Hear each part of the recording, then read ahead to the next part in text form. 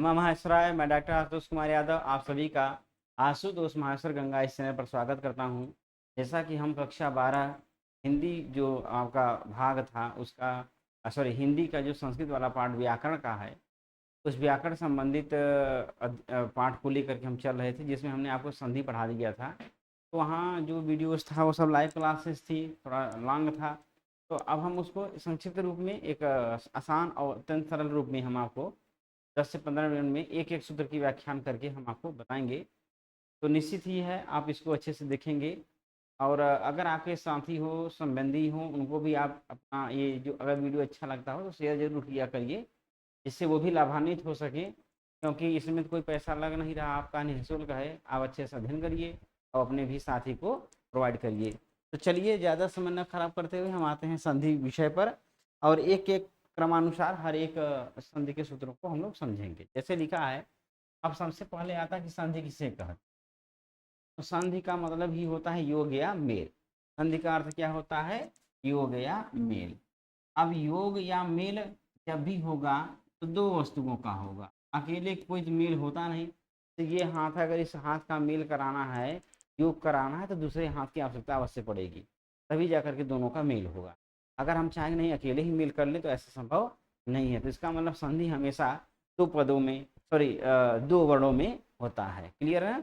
अब जब हम संधि की परिभाषा अगर कोई आपसे पूछता है तो आप सिंपल सी परिभाषा यही दीजिएगा कि जब दो अत्यंत समीप स्थित वर्णों का योग हो, मिलन हो, मेल हो, और पुनः उन वर्णों में परिवर्तन हो रहा हो, तो इस परिवर्तन को ही क्या कहते हैं? संधि कहते हैं। बस इतना ही से परिभाषा है और कुछ नहीं है। देखिए यहाँ लिखा है, संधि का अर्थ क्या है? मेल है, और दो वर्णों के निकट, यही शब्द हमने आपसे कहा कि दो वर्ण होंगे अत्यंत निकट होंगे, अर्थात उन दोनों वर्णों के बीच में कोई तीसरा वर्ण नहीं हुआ होगा। जैसे हम कहें हिम प्लस आलय में हम संधि विच्छेद करते हैं तो ये होता है, अरे संधि विच्छेद ये तो हिमालय बन, अरे हिम प्लस आलय है। अब इसका जब संधि कार्य हम कर दिए तो बन गया हिमालय। अब आप देख रहे हैं यहाँ पे जो म में अ है, अब इधर ये अ है, इन दोनों को मिलाने के बाद बन जाता है आ, और यही आ कहाँ है? यहाँ पर है। तो अर्थात इसमें का जो अ है, इसमें का जो आ है, ठीक ना, ये दोनों मिल के और आ बन गया। तो मतलब इन दोनों पर एक ही वर्ण बचा, वो क्या बचा? आ। यही वर्ण संबंधी परिवर्तन है, इसी बात को आपको समझना है, ठीक ना। तो हमने मिला दिया तो बन गया हिमालय। अब यहाँ आप अगर ये करें कि अगर ऐसे आप कर दें, इसी हिमालय को बनाना हो, तो अगर आप इस तरह से इसको कर दें, जैसे आप ये कर दें हिम व आलय, मान लीजिए आपने ऐसा कर दिया। अब आप देख रहे हैं व में हलन कर दीजिए। अब इस म के इस आ के बीच में क्या है? वह है। तो इसका मतलब अब यहाँ संधि कार्य नहीं हो पाएगा। क्यों? क्योंकि संधि का नियम है कि दो अत्यंत समीप, अत्यंत निकट में स्थित वर्णों के मध्य में ही संधि कार्य होगा। अगर वहाँ किसी तीसरे का व्यवधान हो रहा है तो वहाँ संधि कार्य नहीं होगा। तो अतः आप यहाँ पर जो हिमालय संधि कार्य करना था वो नहीं हो पाएगा। तो मतलब ये है, इसको हमको यहाँ से हटाना होगा, तभी जाके हम संधि कार्य कर पाएंगे। ये चीज़ दिमाग में आप रखिएगा, दो वर्णों के मध्य तभी संधि कार्य हो पाएगा जब क्या होगा? इनकी अत्यंत समीपता होगी। अत्यंत क्या होगी? समीपता होगी। जैसे यहाँ अब है हिम और प्लस आलय है, तो हम बना देंगे तो हिमालय बने। कोई दिक्कत यहाँ तक समझने में? सही है ना? बस इतना ही है, और कुछ नहीं करना है। आप इतना ही देखेंगे कि संधि की परिभाषा आपसे अक्सर लोग पूछते हैं, तो आप यही बताइएगा कि जब दो अत्यंत निकट या समीप में स्थित वर्णों का योग या मेल हो रहा हो और पुनः उन वर्णों में परिवर्तन हो रहा हो, विकार उत्पन्न हो रहा हो, तो यही परिवर्तन या विकार ही संधि कहलाती है। जैसा कि हमने आपको उदाहरण बता दिया। अब इसके बाद लिखा है, दिखा है उसमें जो विकार या परिवर्तन होता है उसे संधि कहते हैं। इस प्रकार संधि के लिए दो वर्णों का निकट होना अत्यंत आवश्यक है। ये चीज आप जरूर याद रखेंगे कि दो अत्यंत समीप वर्णों का होना आवश्यक, क्योंकि दूरवर्ती शब्दों या वर्णों में संधि नहीं होती है। वर्णों की इस निकट स्थिति को ही संधि कहते। अतः संक्षेप में यह समझ लेना चाहिए कि दो वर्णों के पास पास आने से उनमें जो परिवर्तन या विकार उत्पन्न होता है उससे, सही ना। चलिए, जैसे हिमालय का इन्होंने उदाहरण दिया, तो हिम के म के अंत में है अ, इधर आ है, मिला दिए हिमालय, रमाधन ईश रमेश सूर्यधन उदय सूर्योदय। क्लियर एकदम ना। अब यहाँ पर देख लीजिए, थोड़ा सा बताया है कि इन उदाहरणों से यह स्पष्ट है कि हिम में के म में अ है और आलय के आ है, इन दोनों वर्णों के मेल होने से हिमालय रूप बनता है। इसी प्रकार रमा के आ और ईस के ई, इन दोनों को मिलाएंगे तो क्या बनता है, ए बनता है। ये भी क्या है, संधि कार्य है। इसी प्रकार सूर्य का अ और उदय का मिलाने पर सूर्योदय बनता है। अब नीचे थोड़ा सा लिखे हैं, इन्होंने कहा यदि संधि स्वर वर्णों में हो रही तो स्वर संधि, व्यंजन में हो रही व्यंजन संधि, और विसर्ग में परिवर्तन हो रहा है तो विसर्ग संधि। इस प्रकार से यह 3 प्रकार का हो जाता है। यहाँ हमको स्वर संधि पढ़ना है। अब हम इसको थोड़ा अलग रूप से आपको समझाएंगे, ज़्यादा बेटर रहेगा। आप समझिए, आपने बस इतना ही समझा। संधि की अगर कोई परिभाषा पूछेगा तो आप उसको क्या बताएंगे, ये चीज़ आप समझ लीजिए। अगर कोई कहे कि सर संधि क्या है, तो आप बताइएगा तो अत्यंत समीप या निकट ना में स्थित वर्णों में दो अत्यंत समीप या निकट में स्थित वर्णों का मेल हो रहा हो, वर्णों का मेल या जो हो रहा हो, और पुनः वर्ण संबंधी विकार या परिवर्तन हो रहा हो, ना हो संबंधी विकार या परिवर्तन हो,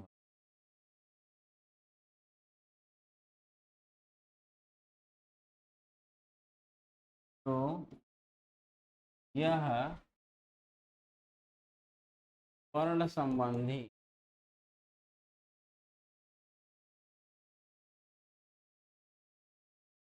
परिवर्तन या विकार ही क्या है, संधि कहलाता, क्या कहलाता है। इतना बात समझ गए आप ना। अब देखिए, हमने आपको ये लिखाया कि दो अत्यंत समीप या निकट में स्थित वर्णों का मेल या योग हो रहा हो और पुनः उन वर्णों में परिवर्तन हो रहा हो, उसको क्या कहते हैं, संधि कहते हैं। ठीक है ना। अब यह ठीक संधि कहलाया। अब जैसे आपको हमने उदाहरण दे दिया, हिम प्लस आलय, तो आपने देखा कि ये हिम है, ये आलय है। इस हिम के म में अब इसको अगर अलग करेंगे तो ह है, ई है, म है और अ, यही है ना। और बगल में जो है वो उसमें क्या है, आ है प्लस ल है प्लस अ है प्लस यह है। अब आप देख रहे हैं इन दोनों वर्णों का अत्यंत समीपता है, स्वर वर्ण है, दोनों की समीपता है। अब हम इन दोनों के योग में क्या कर देंगे, आ कर देंगे। मतलब ये भी इसी में समाहित हो गया, ये भी इसी में समाहित हो गया, मतलब इसकी सत्ता खत्म, इसकी भी सत्ता खत्म, एक बच गया आपका क्या, आ। अब इसी हीम को हम यहाँ रख देंगे, बन गया हीम। इधर क्या रखे हैं, लय रहेगा। क्यों, क्योंकि यह आ इसी में आ गया है। अब हम सब मिला देंगे, यही आ म में मिल जाएगा तो बन जाएगा हिमा। क्या बन जाएगा, और फिर इधर वाला हिमालय। समझ गए होंगे आप। अब आप समझ गए यह बात कि बस कि जब दो अत्यंत समीप में स्थित वर्णों का मेल हो रहा और उसमें परिवर्तन हो रहा तो यह परिवर्तन ही संधि कहलाता है।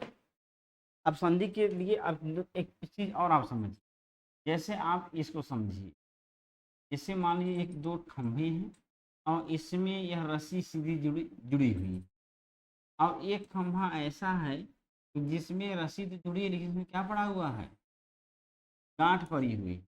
एक ऐसी है जो रस्सी ऐसे करके टूटी हुई। यही 3 प्रकार के शब्द इस समाज में, इस दुनिया में पाए जाते हैं। एक तो ऐसा शब्द होगा जिसमें कोई परिवर्तन नहीं हुआ होगा, कोई गांठ नहीं, एकदम सिंपल सा शब्द है, जैसे गाय, जैसे कमल। तो इसमें अगर कोई पूछेगा कि कमल में कौन सी संधि है, कमल में कोई संधि नहीं, सिर्फ वर्णों का मेल है बस, विकार हुआ नहीं है। जब विकार होगा तभी संधि होगा, क्योंकि कमल भी अगर आप करेंगे तो भाई इसमें क है, फिर अ है, फिर म है, फिर अ है, फिर ल है कि नहीं, और फिर अ है। तो हम वर्णों को मिला रहे हैं ना, मेल तो यहाँ भी हो रहा है। तो वर्णों का मेल हुआ, क में अ मिल गया क, म में अ मिल गया म, ल में अ मिल गया ल, कमल बन गया। लेकिन यहाँ वर्ण संबंधी कोई परिवर्तन नहीं हुआ, सिंपल सा है, क आधा है उसमें स्वर अ मिल गया, म आधा इसमें स्वर अ मिल गया, ल आधा इसमें स्वर अ मिल गया, कमल पूरा पूरा बन गया। यहाँ मेल तो हुआ लेकिन परिवर्तन नहीं हुआ, इसलिए यहाँ संधि नहीं है। तो बहुत सारे शब्द आपको मिलेंगे जिसमें संधि कार्य नहीं हुआ रहेगा। तो ऐसा आप बहुत लोग बहुत सारे शब्दों को पूछ लेते हैं, इसमें कौन सा, इसमें कौन सा है। आप देखिए कि जहाँ हो वहीं हो पाएगा, हर जगह आप संधि सोचे कि मिल जाए तो ऐसा संभव नहीं है, क्योंकि हर जगह नहीं होता है। और जहाँ ऐसा परिवर्तन दिखाई दे वो संबंधी संधि वाला है। जैसे रमा प्लस ईस का जब आप संधि कार्य करते हैं, मेल करते हैं, तो बन जाता है रमेश। तो यहाँ परिवर्तन हो गया ई और आ में, तो ये हो गया संधि वाला कार्य। और जब इस तरह से हो, जैसे यही है रमा और ईस, अब इन दोनों को क्या किया है, अलग अलग किया है, जैसे रस्सी टूटी हुई अलग अलग। तो जब रस्सी टूटी हुई हो अर्थात वर्ड अलग अलग हो तो वह संधि विच्छेद है। जब मिल करके इसमें परिवर्तन हुआ हो तो वह संधि है, और जब सिर्फ और सिर्फ मेल हो तो उसमें कोई संधि कार्य नहीं। ये 3 चीजें आप अच्छे समझ गए होंगे, है कि नहीं, कोई दिक्कत नहीं ना।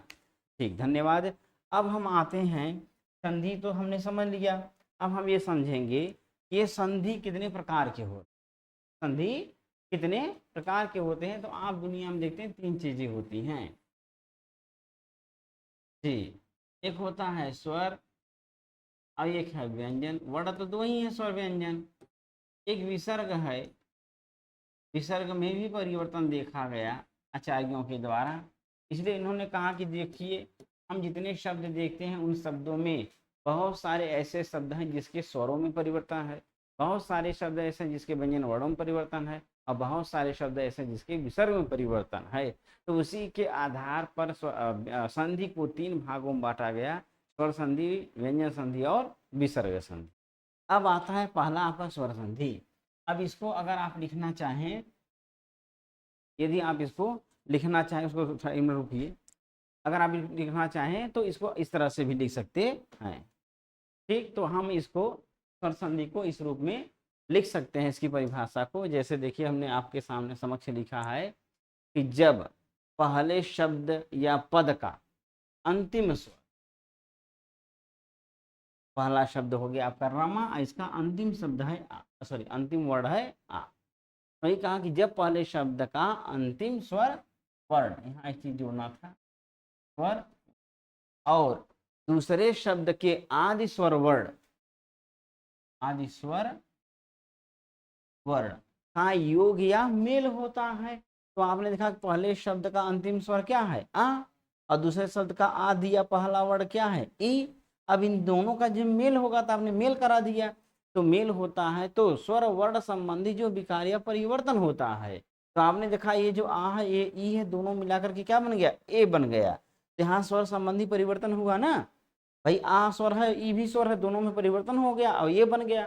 तो यही स्वर संबंधी जो परिवर्तन या विकार होता है इसे ही स्वर संधि कहते हैं। तो यहाँ आप उदाहरण देख रहे हैं, रमा में आ है, इसमें ई है, दोनों मिलाए बन गया ए। इसकी भी सत्ता समाप्त, इसकी भी सत्ता समाप्त, दोनों हो गए ए। अब यहाँ पे म में से आ निकल गया तो सिर्फ हलंत हुआ तो रम, इधर ई निकल गया स बचा तो स, मिला दिया बन गया रमेश। बात क्लियर ना। जैसे आप ऐसे भी समझ सकते हैं, जैसे हमने जल और चीनी को मिलाया तो दोनों मिलाने में क्या बन गया, रस। अब ये जो रस है न इसमें जल की कोई सत्ता रह गई और ना ही चीनी की कोई सत्ता रह गई, एक एक अलग पार्ट बना, एक अलग तत्व बना है। उसमें रस भी है, चीनी भी, सॉरी जल भी है और चीनी भी है, लेकिन हम ना उसको जल कह सकते हैं और ना इसको हम चीनी कह सकते हैं। उसी प्रकार जैसे इस ए को ना हम आ कह सकते हैं और ना ही ई कह सकते हैं, ये दोनों है, ठीक है। तो यही बात है यहाँ पे, यही परिवर्तन है, इसी को ही स्वर संधि कहते हैं। तो बस इतना सिंपल सी बात यही रही कि जब स्वर वर्ड में परिवर्तन होगा तो स्वर संधि, व्यंजन वर्ड में परिवर्तन होगा व्यंजन संधि। क्लियर एकदम ना। ये चीज ध्यान दीजिएगा कि स्वर संधि में पहले भी स्वर होगा, बाद में भी स्वर होगा, यहाँ व्यंजन या विसर्ग कभी नहीं रहे, सदैव दोनों तरफ स्वर वर्ण ही रहेंगे और स्वर वर्ण संबंधी ही परिवर्तन होगा, तो उसे हम स्वर संधि कहते, जैसा कि आपका उदाहरण हो। अब हम स्वर संबंधित जो अच्छा, अब इसी समय अब बता ही रहे हैं, तो तीनों संधियों का परिभाषा बता देते हैं, फिर इसके बाद हम स्वर संधि का प्रयोग करेंगे। चलिए, जैसे अब हम अगला देखते हैं व्यंजन संधि। ठीक, तो व्यंजन संबंधित परिवर्तन या व्यंजन वर्ण संबंधी जो संधि है उसकी परिभाषा हमने आपके समक्ष लिखा हुआ है।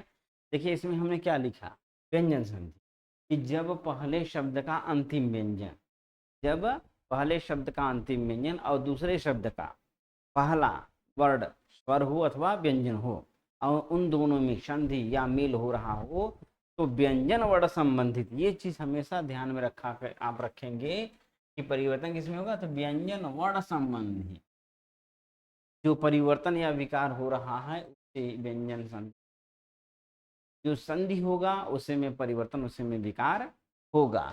अब जैसे आप देखिए हमने दो शब्द यहाँ पर लिखा, एक लिखा स्वर और दूसरा लिखा व्यंजन। मतलब ये कि पहले शब्द के अंत में तो सदैव ही आपको व्यंजन मिलेगा, एकदम इसको निश्चित कर लीजिए।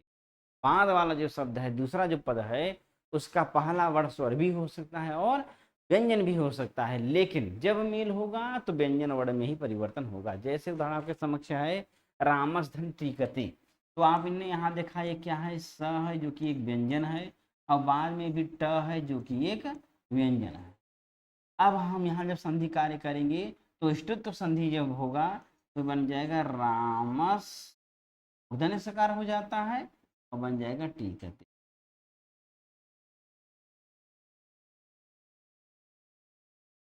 एक मिनट,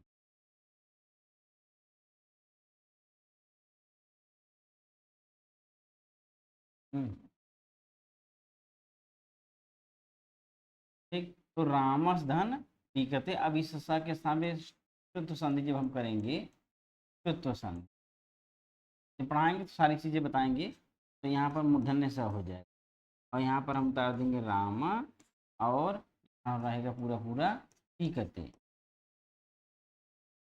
अब यहाँ जब हम मिलान कर देंगे तो बन जाएगा रामस,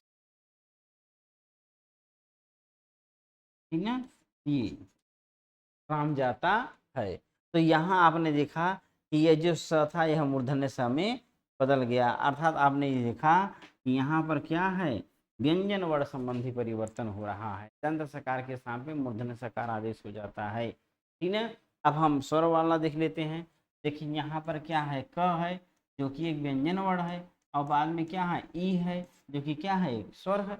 इसलिए हमने कहा कि बाद में स्वर भी आ सकता है, व्यंजन भी आ सकता है, लेकिन पहले हमेशा क्या रहेगा, व्यंजन वर्ण ही रहेगा और परिवर्तन व्यंजन में ही होगा, स्वर में नहीं होगा। अब यहाँ क के सामने क्या हो जाएगा, क हो जाएगा। जैसे हम जस्ट संधि करते हैं ना, सलाम जसवंती से जस्ट, तब यहाँ ग हो जाएगा, फिर हम मिला देंगे ऊपर से, तो हो जाएगा वहाँ ग में ई मिला देंगे। अभी चलिए ऐसे लिख देते हैं पहले और फिर दोनों को मिला देंगे, पूरा क्या हो जाएगा, वहाँ ई, ये है। क्लियर ना। तो ये रहा आपका संधि। तो व्यंजन संधि का नियम बस इतना ही रह गया कि जब पहले शब्द का अंतिम व्यंजन दूसरे शब्द का पहला स्वर या व्यंजन वर्ण हो, इन दोनों में योग हो रहा हो, तो व्यंजन वर्ण संबंधी जो परिवर्तन आपके समक्ष दिखाई दे रहा है, तो इसे ही व्यंजन संधि कहते हैं। जैसा कि हमने आपको दो उदाहरण दिखाया, रामस धन टीकते और वाक धन ईस। तो रामस में जो दंत सकार था वह मूर्धन्य सकार हो गया और वाक में जो क था वो ग हो गया। तो व्यंजन वर्ण संबंधी परिवर्तन हुआ, इसलिए यहाँ पर क्या सी संधि है, व्यंजन संधि। कोई दिक्कत यहाँ तक? चलिए, अगर हम अब नेक्स्ट बात करते हैं विसर्ग संधि की, तो उसको देखते हैं कैसे लिखा है, ठीक ना। तो देखिए, ये विसर्ग संधि का हमने आपकी समक्ष परिभाषा लिखा। अब देखिए क्या लिखे हैं कि जब पहले शब्द के अंत में विसर्ग हो, पहले शब्द के अंत में क्या हो, विसर्ग हो, और बाद वाले शब्द के पहले स्वर या व्यंजन हो, तब इन विसर्ग का स्वर के साथ अथवा विसर्ग का व्यंजन के साथ जो मेल हो या योग हो, तो विसर्ग संबंधी जो परिवर्तन या विकार हो उसे ही विसर्ग संधि कहते हैं।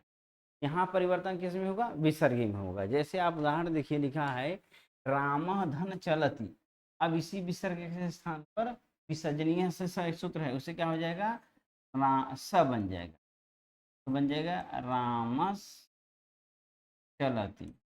अब इसको हम मिला देंगे तो बन जाएगा रामस चलती।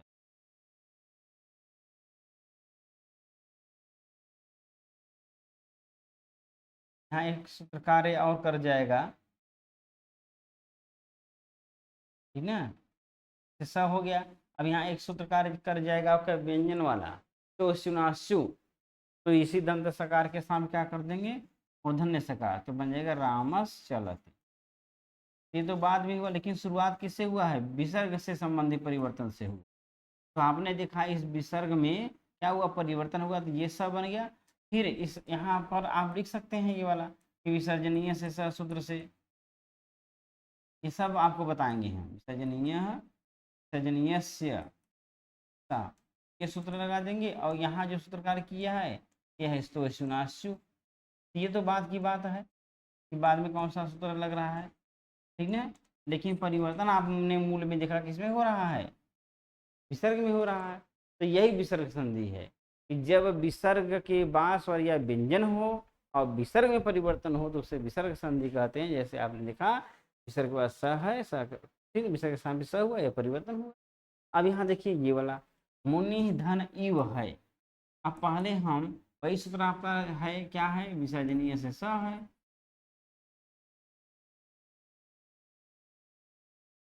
इस सूत्र से विसर्ग स्थान में क्या कर देंगे, स कर देंगे, तो बन जाएगा मुनीस प्लस इव। अब फिर एक अगला सूत्र कार्य करेगा स जो रू, तो बहुत सारे सूत्र कार्य करेंगे, कुल मिलाकर के यहाँ आप क्या हो जाएगा, र हो जाएगा, ठीक ना।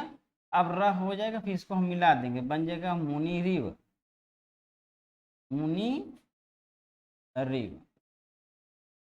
अब आपने देखा कि विसर्ग के स्थान पे स हुआ, स के बाद र हुआ, सब मिलाया तो बन गया मुनिरीव। कौन मिलाकर के किसमें परिवर्तन होगा, विसर्ग में। तो आपने यहाँ देखा कि विसर्ग के बाद स्वर है, और यहाँ देखा विसर्ग के बाद व्यंजन है। तो पूरा सिंपल सी परिभाषा बन गई कि यदि पहले पद के अंत में विसर्ग हो और उसके बाद दूसरे शब्द का आदि वर्ण स्वर या व्यंजन हो और विसर्ग संबंधी परिवर्तन हो रहा है, तो उसे ही विसर्ग संधि कहते हैं। तो ये नॉर्मली हमने आपके तीनों जो संधियां हैं, चाहे वह स्वर संधि हो, व्यंजन संधि हो, विसर्ग संधि हो, उसका हमने परिभाषा आपको बता दिया। आप गौर किए होंगे, आप ये चीज ध्यान दिए होंगे कि संधि इस प्रकार से हो रही, जैसे अगर आपका पहला स्वर संधि, तो आपने देखा कि हम यहाँ लिख दे रहे हैं पहला, और यहाँ लिख रहे हैं, ठीक है, दिया शब्द धातु धातु में भी होता है, लेकिन वैसे समझने के लिए हम आपको लिख दिए।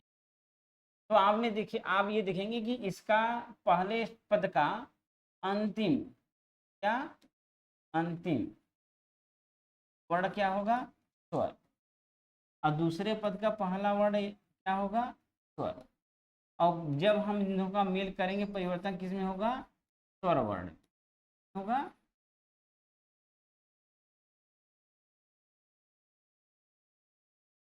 तो इसलिए इसको क्या कह दिए, स्वर संधि, क्या कह दिए, माने स्वर वर्ण में संधि कार्य हुई है, फिर इसका नाम पड़ गया स्वर संधि।